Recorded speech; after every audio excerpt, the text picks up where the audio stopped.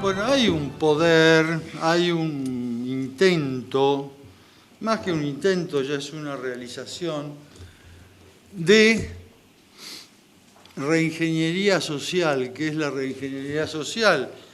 En pocas palabras, es volver a construir la sociedad. Y yo le agrego anticristiana porque tiene esa característica. Anticristiana, volver a rehacer la sociedad en base a valores anticristianos. Y eso lo venimos viendo desde hace tiempo, pero con mucho más énfasis a partir de la caída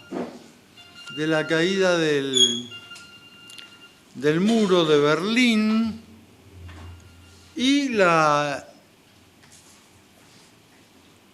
unificación, digámoslo así, a pesar, bueno, se pueden hacer muchos matices, pero bueno, a pesar de la aparente oposición entre un país, un gobierno, otro gobierno, la uniformación,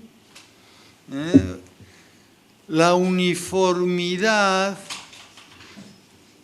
en base a unos puntos o a unos temas más o menos claves. Entonces,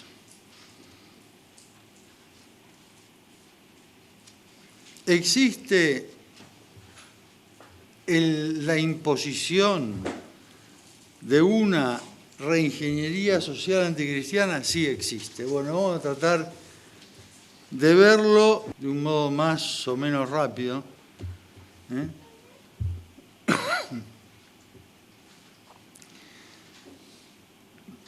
Caídas prácticamente todas las fronteras, y con unos objetivos comunes. ¿Cuál es el gran escollo que encuentran estos señores, estos ingenieros sociales, para conseguir la unidad total? Pues el escollo es el de siempre, el escollo es la religión, y en concreto la religión cristiana.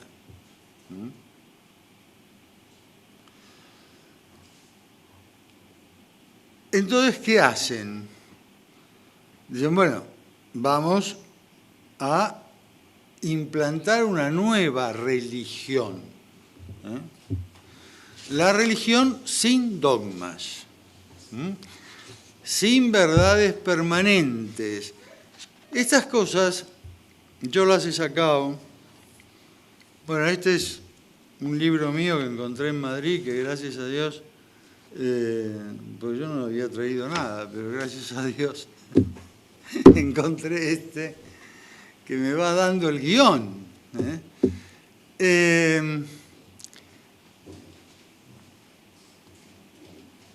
Hagamos una religión sin dogmas. Todo esto lo he sacado de documentos oficiales de las Naciones Unidas y de todas las organizaciones, son muchísimas, y van como autogenerándose.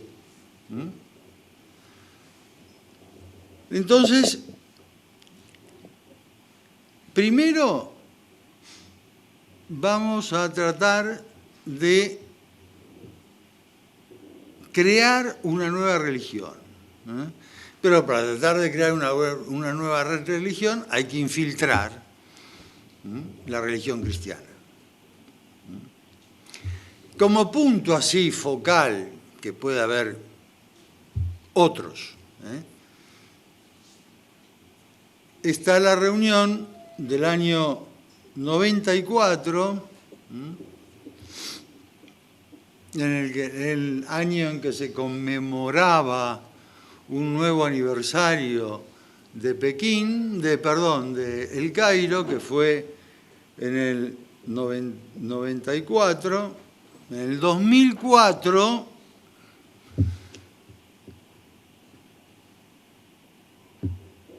preparándolos la sesión especial de la Asamblea General, hubo en Holanda una reunión del Fondo para la Población, de la UNESCO, patrocinada, por supuesto, por el gobierno de Holanda, y de varias organizaciones más. ¿A qué conclusión se llegó? Señores, hemos de conseguir que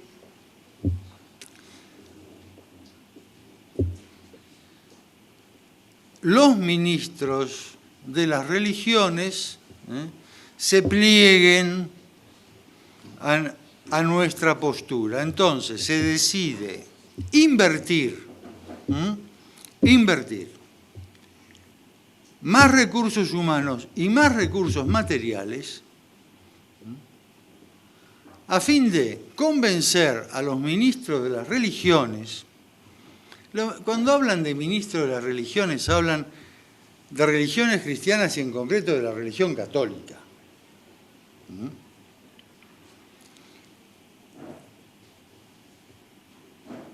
Invertir recursos humanos y recursos materiales, ¿para qué? Para que democraticen su discurso en temas de salud sexual y reproductiva. ¿Qué es democratizar el discurso en temas de salud sexual y reproductiva? Democratizar el discurso en temas de salud sexual y reproductiva es directamente que, bueno, de una forma o de otra, los ministros católicos vayan aflojando en temas de sexto y noveno mandamiento y los otros también. Entonces, esto está en los papeles oficiales de esa conferencia que precedió a la Magna Asamblea para conmemorar el 10º aniversario de El Cairo. Y de ahí lo saco yo, no lo saco de las elucubraciones de algún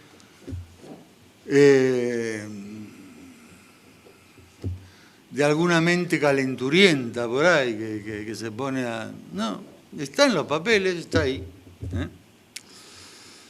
Entonces, 4 años antes se habían gestado los objetivos del milenio para el desarrollo, que han vencido este año y hace 2 meses se han puesto en marcha las metas para el desarrollo sustentable, que son como la continuación de los objetivos del milenio para el desarrollo, por parte de las Naciones Unidas. Bien, entonces, en los objetivos del milenio para el desarrollo, absolutamente inicuos, como son también, a pesar de lo que pueda decir mi compatriota Monseñor Sánchez Orondo, como que es el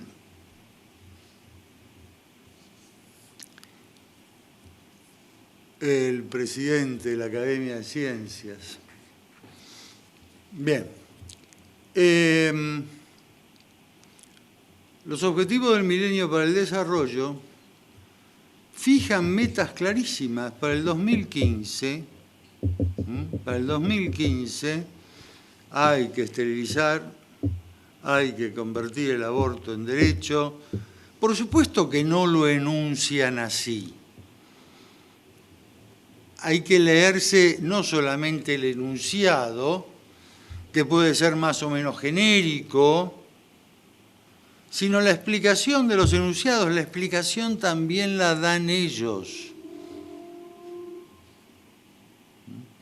En los documentos, tanto de los objetivos del milenio como de las metas para el desarrollo sustentable, figura el enunciado general. Y después, distintas metas que hacen referencia a ese enunciado. No solemos los medios, perdón, los medios no suelen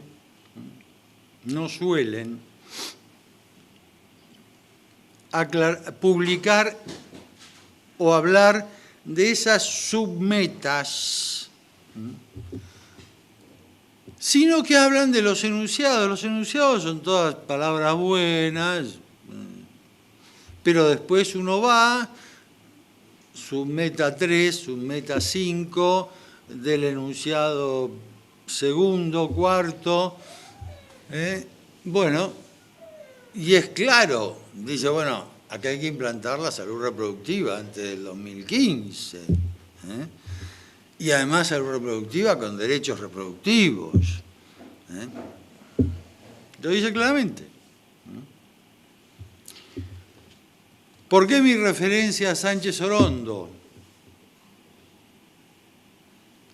Porque cuando ahora ha firmado él el documento, cosa que no pasó antes, no pasó en el 2000, ha firmado él el documento de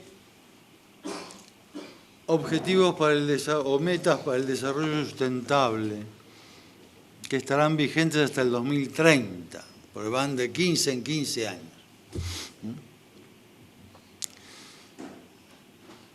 Ha dicho, no, yo no veo en absoluto ninguna referencia al aborto en estas metas.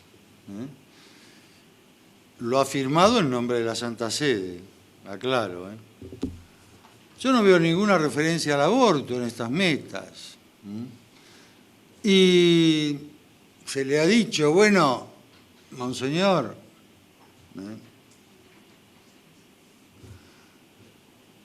salud reproductiva es aborto. Es evidente. Ya las leyes de salud reproductiva no esconden, como antes, como las primeras, en cualquier país, no hago referencia a en cualquier país, no esconden el tema aborto. En algunos países lo dicen claramente. Salud reproductiva y aborto. Ley de salud reproductiva y aborto. Entonces ya está. Bueno, entonces dice Sánchez Orondo, bueno, pero el tema de salud reproductiva se puede interpretar bajo la luz del magisterio de Pablo VI. Una cosa totalmente traída de los pelos si él no fuera pelado.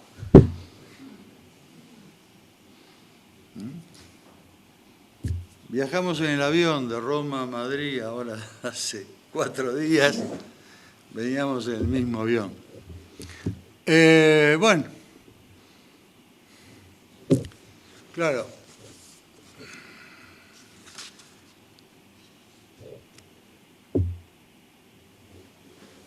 Los objetivos del milenio, la religión y los objetivos del milenio para el desarrollo, tienen su continuación en esto del desarrollo sustentable, Y entonces, ¿quiénes intervienen? ¿Quiénes intervienen en los programas que tienen, o quienes han intervenido en los programas que tienen como base los objetivos del milenio para el desarrollo? Es decir, junto con las oficinas de Naciones Unidas, UNESCO, UNICEF, UNAIDS, que es la del SIDA, el Parlamento de las Religiones del Mundo, que es una especie de nido de gatos, con perdón. No está la Iglesia Católica en el Parlamento de las Religiones del Mundo. No está. Pero es una especie de... Bueno. Pero están, por ejemplo,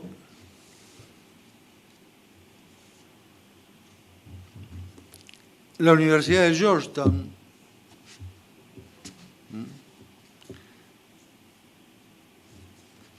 están, por ejemplo, las instituciones católicas que forman parte de la Global Interfaith Network, están las que forman parte de la Ethical Globalization Initiative, que hay instituciones católicas, y a través de alguna otra asociación enlazan con la Open Society de George Soros. Entonces, claro, uno dice, bueno, estamos como infiltrados ya. Y sí, estamos infiltrados ya. Estamos infiltrados. Y han pasado, desde los objetivos del milenio, han pasado 15 años, y uno puede decir que en 15 años han conseguido muchas victorias, sobre todo en la conquista de las cabezas, la conquista de las cabezas del clero.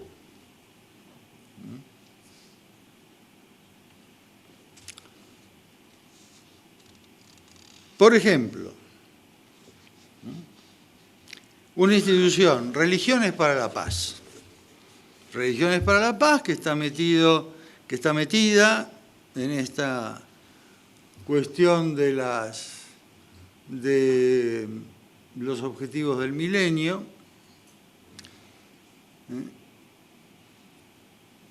Religiones para la Paz, que tiene a su vez otros programas, otras. Religiones para la Paz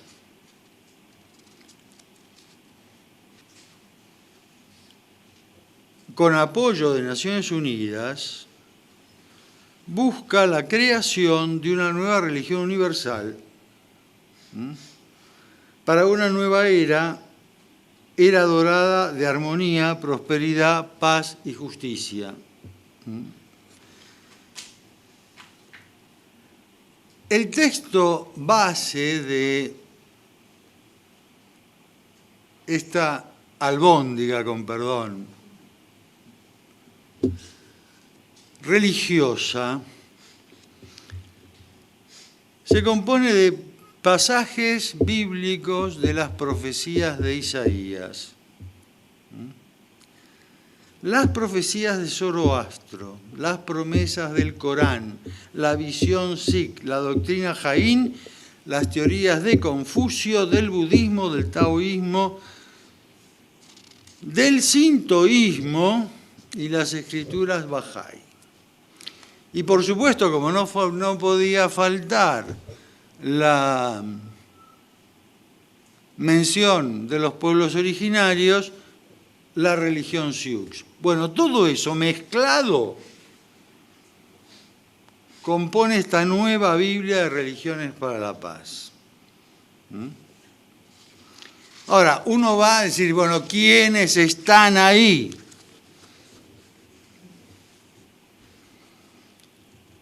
Bueno, ¿quiénes están ahí? Había 3 cardenales en el grupo de vicepresidentes. Claro, el grupo de vicepresidentes son prestanombres, no deciden nada, pero están. Uno murió, otro está mal, pobre de salud, pero el otro es Rodríguez de Maradiaga.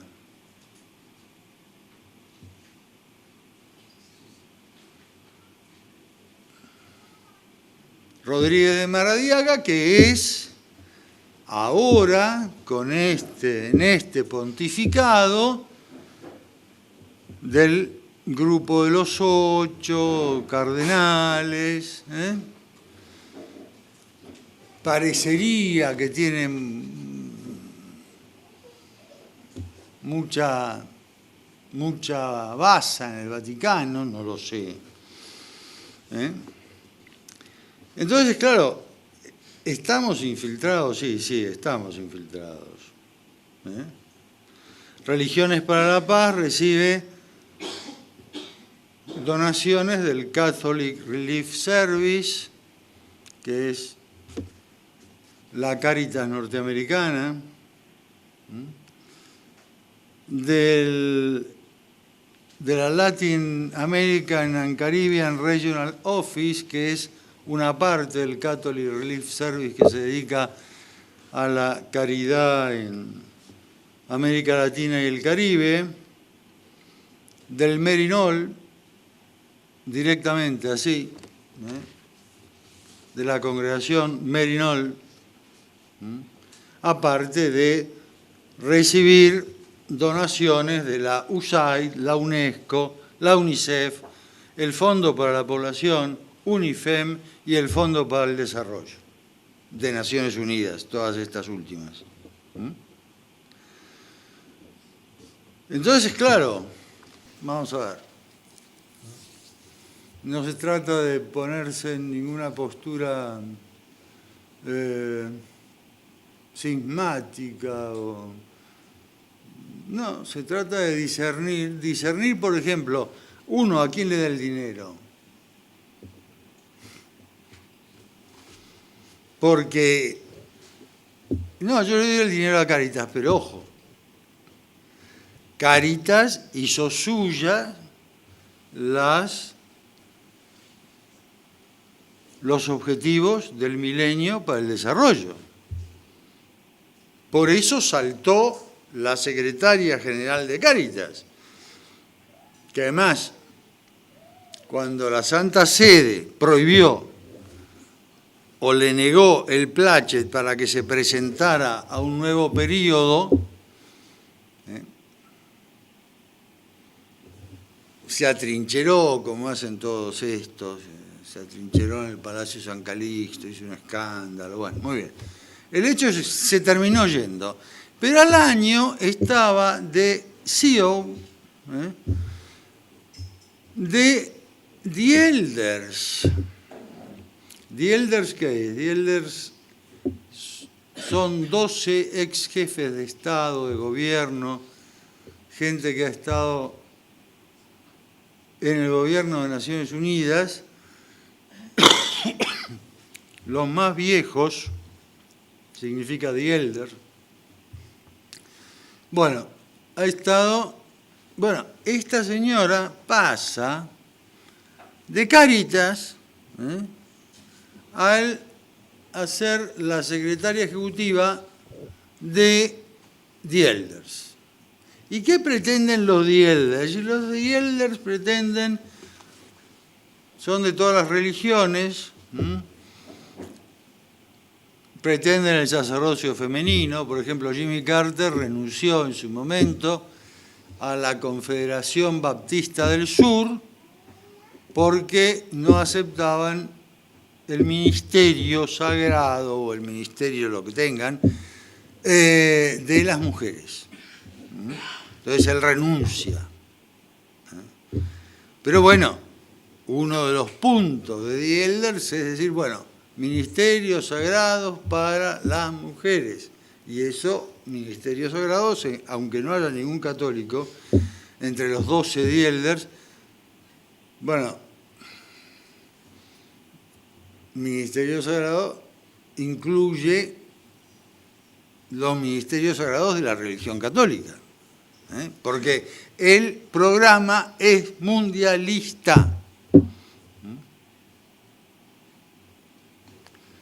Mary Robinson, que es la abanderada de la homosexualidad, una de las promotoras de los principios de Yogyakarta, que no son todavía un documento oficial de Naciones Unidas y sin embargo sale citado en documentos oficiales de Naciones Unidas,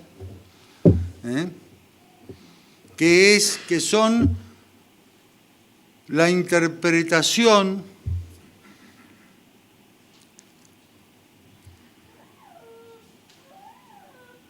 más que la interpretación, es la lectura homosexual de la Declaración de Derechos Humanos.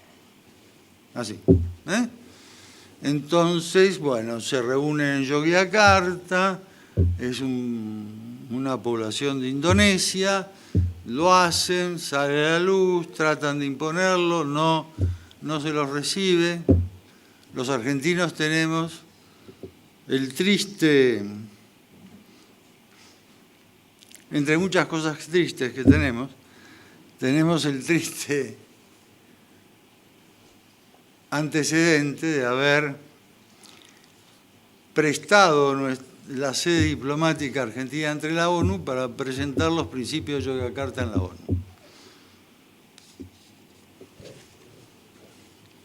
Siendo embajador en Naciones Unidas, que estaba ahí, un supuesto excelente católico. Pero bueno.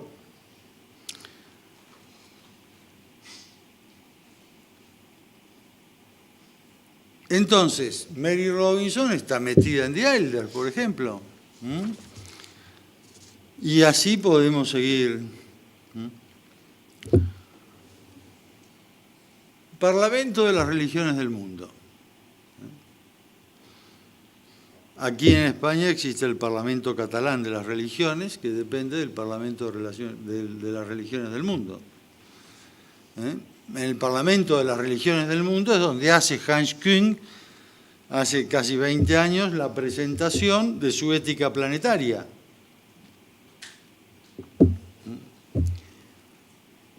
Bueno, Parlamento de las Religiones del Mundo. Una de las cosas, estoy dando saltos, por supuesto, estoy mostrando así una especie de escorzo de las cosas, porque una de las cosas que pretende el Parlamento de las Religiones del Mundo es imponer la Carta de la Tierra a las religiones individuales.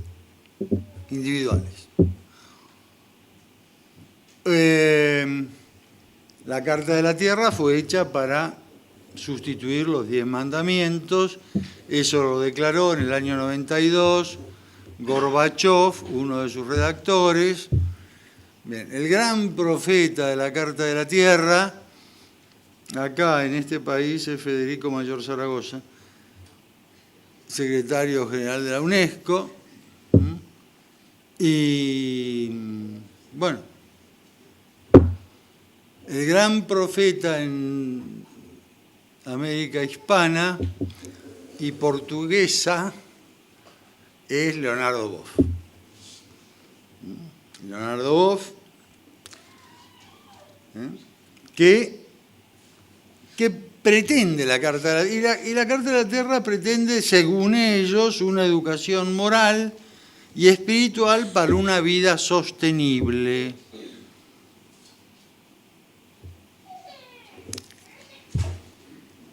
En el año 2002, 2003, yo escribí un libro que ahora se va a reeditar en Buenos Aires, que era El desarrollo sustentable de la nueva ética internacional. Bueno, sustentable, sostenible, que nos vayan sonando como palabras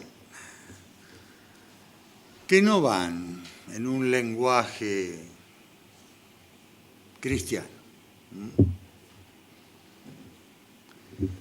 El lenguaje del desarrollo sostenible lo inventa la doctora Brundtland allá por los años 70. Doctora Brundtland, que fue la abanderada del aborto y la homosexualidad en las Naciones, en la Organización Mundial de la Salud, que la sacaron porque le fallaba el tema económico, no sé, pobre doctora, tenía unos asesores económicos poco transparentes, digámoslo así. Y entonces la sacaron.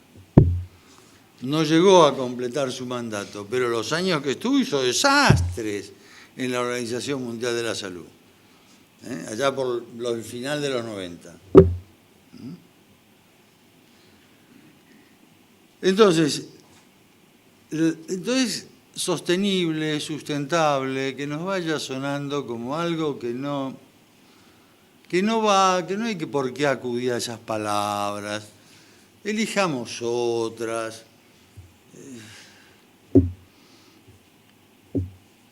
No hace falta disimular el ser católicos, el ser creyentes, usando el lenguaje del enemigo, porque en el fondo es el enemigo. ¿Tenemos enemigos? Sí, tenemos enemigos. Aunque desde muy arriba nos digan que no.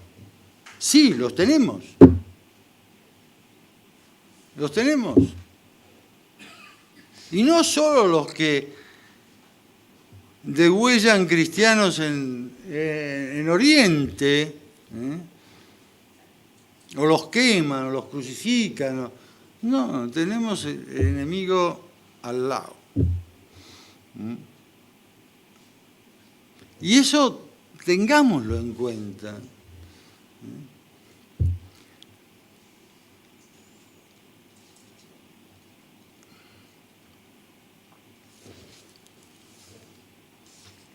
Bien.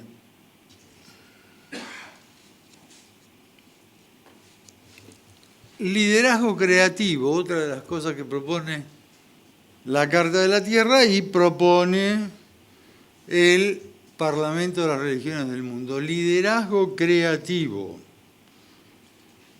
en las personas y comunidades religiosas.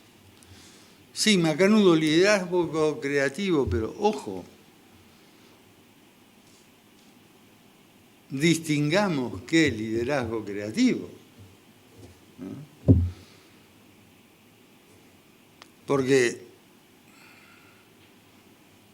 es que no quiero poner ejemplos de nada, pero un sacerdote no puede salir al altar vestido de piel roja.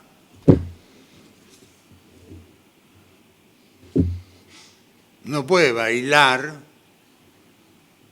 un samba en el altar al son de tamboriles. Eso ha pasado en Brasil, tienen videos en YouTube, vamos, las cosas están publicadas, no me estoy inventando nada. Entonces,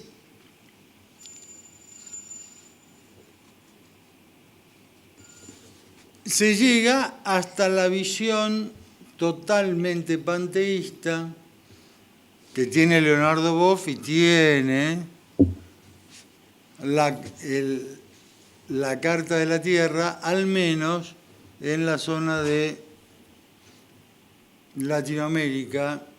Aquí no sé si lo disimulan más o menos. Mayor Zaragoza y su Fundación Valores, no lo sé. Pero bueno, entonces tenemos, dice Leonardo Boff, conciencia de una casa común, pertenecemos al planeta Tierra,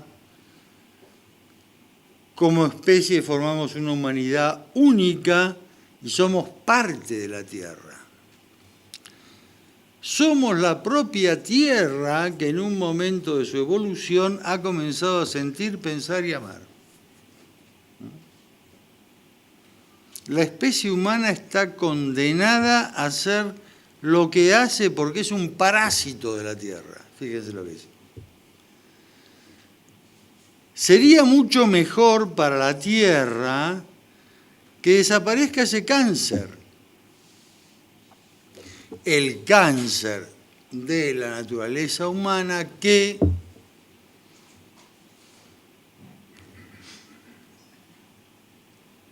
es predicado por el ecologismo.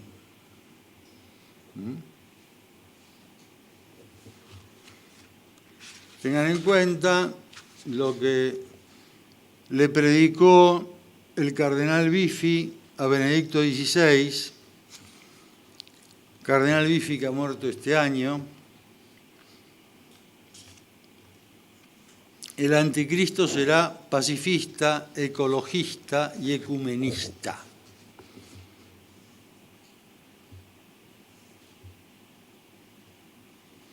Bueno,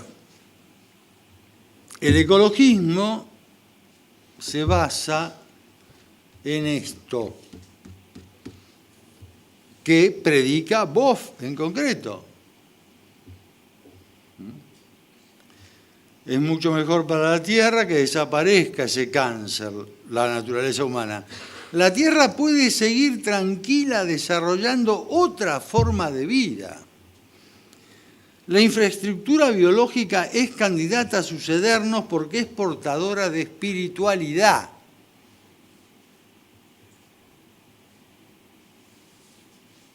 Es decir, vamos a ver, de acá al es decir, de estas palabras al materialismo más ramplón, no hay ninguna diferencia.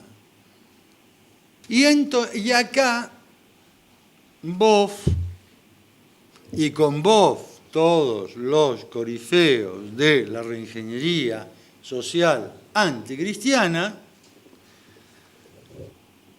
dicen lo mismo. Lo necesario es la espiritualidad, no los credos y las doctrinas.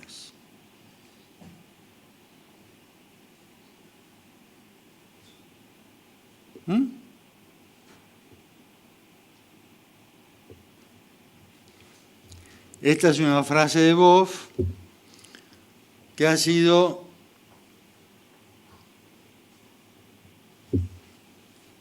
muy,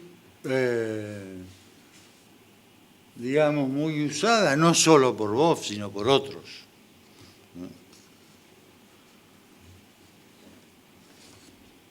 Bien.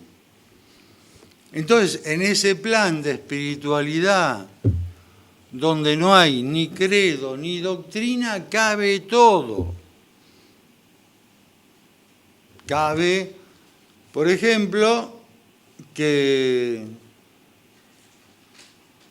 la UNESCO pues recomiende educar a los niños desde los 10 años en la inocuidad del coito anal y el sexo oral e instruirlos en el uso de preservativos saborizados. UNESCO, International Guidance on Sexuality Education. 2009. documento oficial. Pero eso sí, muy espirituales. Muy espirituales. Pero sin credos ni doctrinas. Bien. Por eso Ratzinger decía que el relativismo se había convertido en el problema central de nuestra fe. Bien. A finales de los 80, principios de los 90, la UNESCO publicó un documento que es capital. Nuestra diversidad creativa, la ética global para una gobernabilidad global. Este es el origen, este documento es el origen de todo esto que hemos estado hablando. Lo hizo en castellano, porque fue publicado en Venezuela. No gobernaba Chávez, No unamos, año 91. Pero no gobernaba este señor. Pero empezaron a gestarlo a finales de los 90, a finales de los 80, principios de los 90. Lo publica en el 91. Bien, después vendrá la Declaración Universal sobre la Diversidad Cultural, la palabra diversidad que se ha ido ampliando, hasta que, claro, diversidad es difícil encontrarle un uso y un sentido cristiano. Bien, podríamos seguir aquí las cosas y las cosas, pero yo quiero hacer referencia a lo que dijo Monseñor Luigi Negri hace unos años,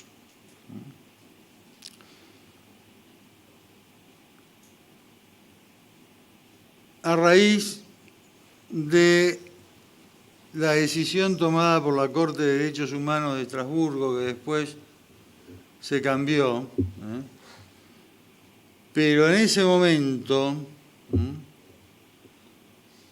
Luigi Negri decía: el asunto de Estrasburgo en su brutalidad es también consecuencia del demasiado irenismo que atraviesa el mundo católico desde hace décadas, por el cual la preocupación fundamental no es nuestra identidad, sino el diálogo a toda costa. Estar de acuerdo con las posiciones más distantes. Este respeto de la diversidad de las posiciones culturales y religiosas, sostenido por la idea de una sustancial equivalencia entre las diversas posiciones religiosas, es el que hace perder al catolicismo su absoluta especificidad. Un irenismo, un aperturismo, una voluntad de diálogo a toda costa es recompensada de la única manera en que el poder humano recompensa siempre estas desordenadas actitudes de compromiso: el desprecio y la violencia. Es necesario renovar la conciencia de la propia identidad, de la propia especificidad como acontecimiento humano y cristiano frente a cualquier otra posición. Prepararnos para vivir el diálogo con las otras posiciones no sobre la base de una desmovilización de la propia identidad, sino como expresión última, crítica, intensa de nuestra identidad. Es decir, no arriemos banderas, al contrario, hay que levantar las banderas. Las banderas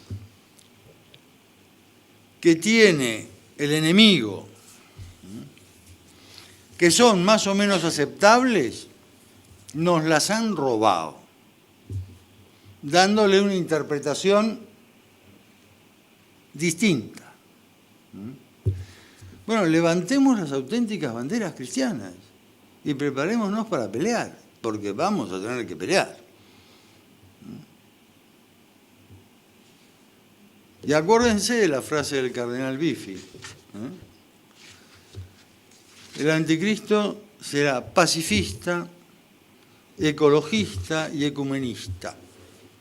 Y está publicado ese libro de meditaciones que le dio el cardenal Biffi a Benedicto XVI. Cuando digamos hablar de pacifismo, que empecemos a sospechar. Igual que de ecología.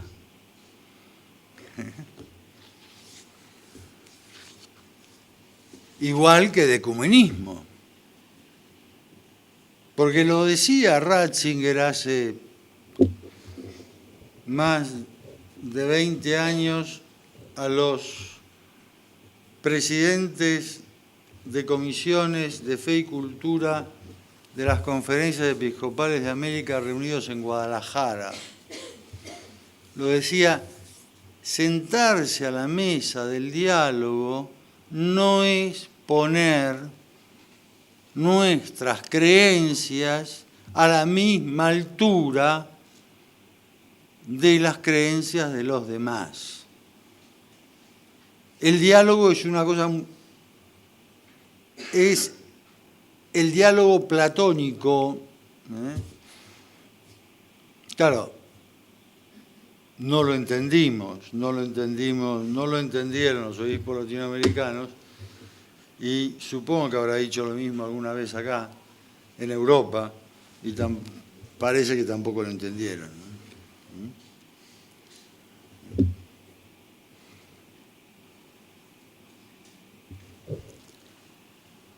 Estamos en una situación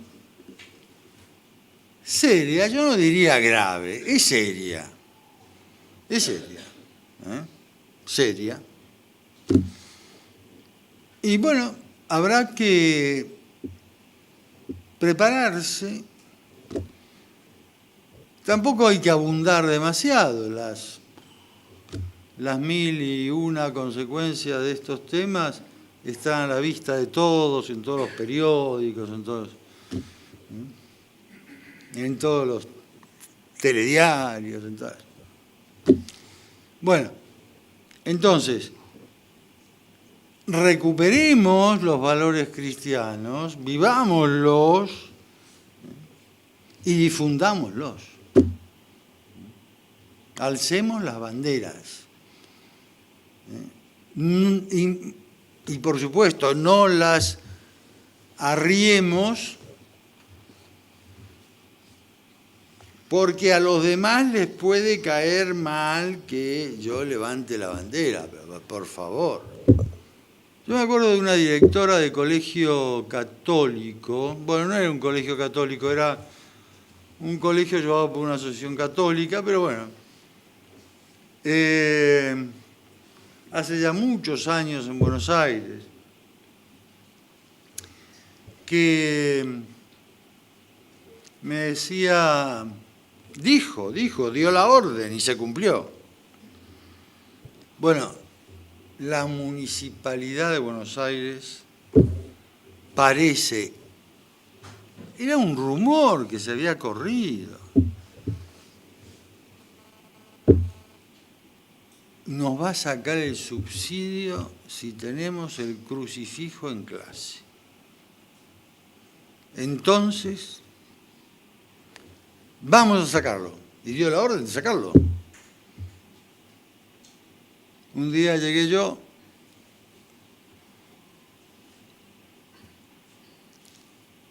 y vi que faltaban los crucifijos de todas las clases. Digo, ¿qué pasó? Bueno, entonces fui a verla. Y me dice, bueno, pasó esto, no. Nos van a sacar el subsidio, y si nos sacan el subsidio tenemos que cerrar el colegio. Y bueno, cerrarlo. Que siga solamente la parte asistencial. Era un colegio un tanto mezclado, porque era colegio a la mañana y a la tarde parte asistencial. Se ayudaba a hacer los deberes a los chicos, a estudiar. Se los tenía hasta las 6, 7, 8 de la tarde, que venían los padres del trabajo a recogerlos. Y mientras tanto se les daba de almorzar, como se dice acá, de comer, se tomaba el té con ellos, al final se les daba de comer, estaba para eso. Pero... Cierran el colegio, cerrarlo, sigamos con la parte asistencial. Chao. No.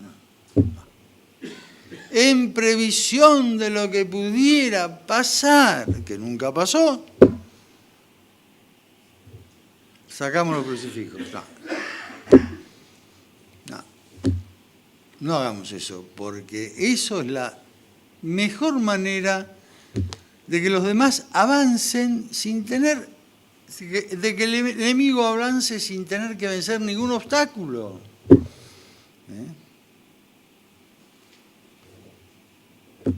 Hablemos claro, no hace falta pelearse para hablar. Hablemos claro. Y pensemos en estas palabras de Luigi Negri, de Monseñor Luigi Negri. Entonces era obispo de San Marino, ahora es arzobispo de alguna ciudad de Italia, no me acuerdo cuál. Pensemos en estas palabras. El demasiado irenismo provoca el desprecio y la violencia hacia nosotros los cristianos. Bueno, señores, son las 9 de la noche, yo les agradezco. Yo les agradezco a todos el haber estado aquí hasta esta hora.